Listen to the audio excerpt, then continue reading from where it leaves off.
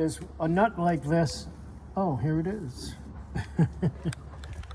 On the back of the engine, and it comes pre-wired,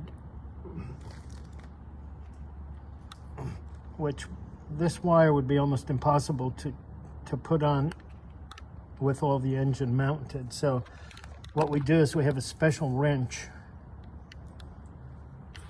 And the special wrench, you cut out a section of the wrench so that it can go let the wire through, and now we can take the nut out without removing the wire.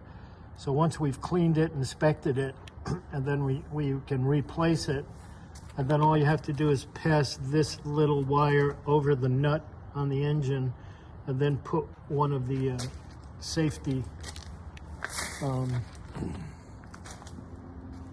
this little nut goes over that bolt.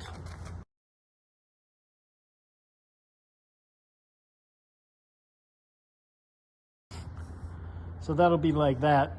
And so we'll show you that later, but it's important not to go in there and cut that wire loose, because it'll be a miserable nightmare putting it back in.